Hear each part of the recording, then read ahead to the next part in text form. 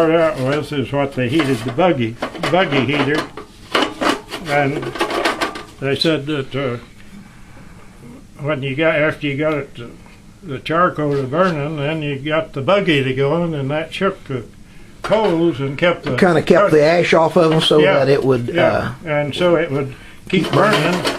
Well, then did the ashes fall down in underneath then, or no? I think they just stayed in this little tray. But you see, they had holes for air. Yeah, so it would draw air in. So then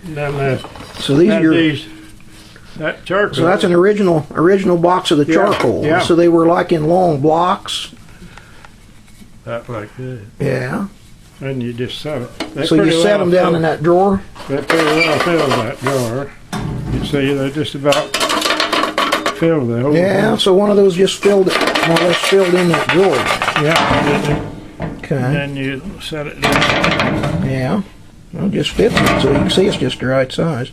And this is the original box. You can see the names on it. You see right there. Directions for using this brick.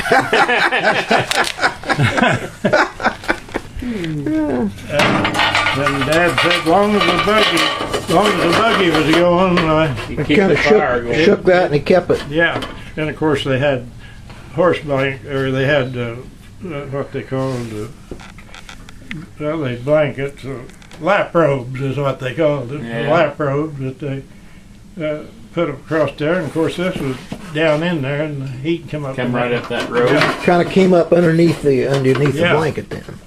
And that was original blocks that he had in there.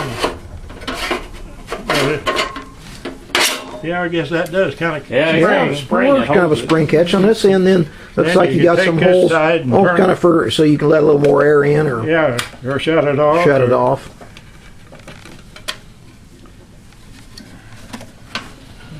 It had a rug on it. So it keep your. If you're barefooted, I suppose you. Yeah. Get your feet warmed up. So that's what you took with you in the buggy to keep. Yeah. Kind of in your buggy. And then they take that. They take this in with you, and then take that charcoal and put it in the stove. Get started in a scoop, I suppose. You could just lay it in the stove till it's got going, glowing like a big briquette. And then put it in this and slide it in there. Okay. And you had your heat to go home with. Yeah, had your heat. There's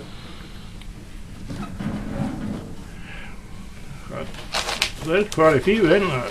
Yeah, that's right. Well, you got a good thing there. Part of a brick is sufficient for the average trip or drive of several hours. Really?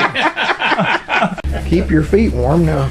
Now, Merle, you're going to have to tell us here about your indoor plumbing. Tell us about your indoor plumbing here. When I tore down the old back house that belonged to my grandparents, John and Maggie Terry, I saved that and put it up here at the station. I didn't know what I'd ever use it for, but then they took it and made a seat out of it. Well, Merle, so they had that in the gas station or out behind in case customers came by and needed to. It started out down there where Danny lives, back at his house, and then when the toilets up here gave out, I moved it up here to the station, and that's where I finally tore it down. The roof went bad on it, and I thought that might come in handy for something sometime.